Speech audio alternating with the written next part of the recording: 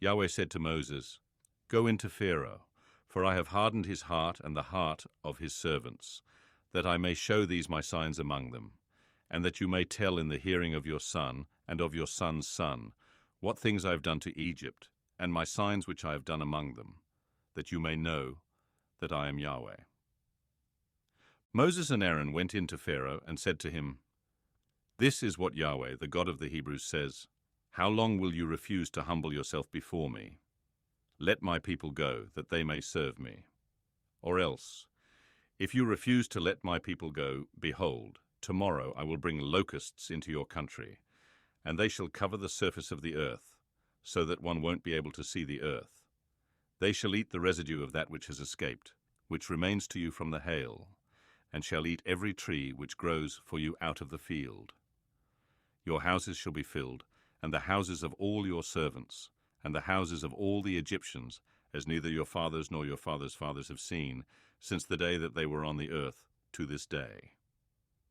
He turned and went out from Pharaoh. Pharaoh's servants said to him, "How long will this man be a snare to us? Let the men go, that they may serve Yahweh, their God. Don't you yet know that Egypt is destroyed?" Moses and Aaron were brought again to Pharaoh, and he said to them, "Go, serve Yahweh your God. But who are those who will go?" Moses said, "We will go with our young and with our old. We will go with our sons and with our daughters, with our flocks and with our herds, for we must hold a feast to Yahweh." He said to them, "Yahweh be with you, if I let you go with your little ones. See, evil is clearly before your faces. Not so. Go now, you who are men, and serve Yahweh, for that is what you desire."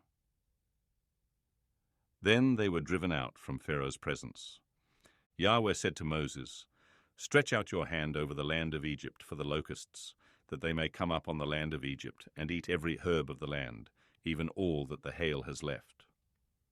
Moses stretched out his rod over the land of Egypt, and Yahweh brought an east wind on the land all that day and all night, and when it was morning, the east wind brought the locusts. The locusts went up over all the land of Egypt, and rested in all the borders of Egypt. They were very grievous. Before them there were no such locusts as they, nor will there ever be again. For they covered the surface of the whole earth, so that the land was darkened, and they ate every herb of the land, and all the fruit of the trees which the hail had left. There remained nothing green, either tree or herb of the field, through all the land of Egypt. Then Pharaoh called for Moses and Aaron in haste, and he said, "I have sinned against Yahweh, your God, and against you. Now therefore please forgive my sin again, and pray to Yahweh your God, that he may also take away from me this death."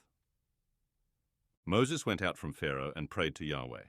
Yahweh sent an exceedingly strong west wind, which took up the locusts, and drove them into the Red Sea. There remained not one locust in all the borders of Egypt. But Yahweh hardened Pharaoh's heart, and he didn't let the children of Israel go.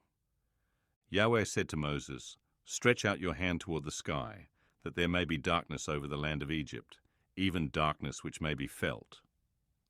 Moses stretched out his hand toward the sky, and there was a thick darkness in all the land of Egypt for 3 days. They didn't see one another, and nobody rose from his place for 3 days. But all the children of Israel had light in their dwellings. Pharaoh called to Moses and said, "Go, serve Yahweh. Only let your flocks and your herds stay behind. Let your little ones also go with you." Moses said, "You must also give into our hand sacrifices and burnt offerings, that we may sacrifice to Yahweh our God. Our livestock also shall go with us. Not a hoof shall be left behind, for of it we must take to serve Yahweh our God. And we don't know with what we must serve Yahweh until we come there." But Yahweh hardened Pharaoh's heart, and he wouldn't let them go. Pharaoh said to him, "Get away from me. Be careful to see my face no more, for in the day you see my face you shall die." Moses said, "You have spoken well. I will see your face again no more."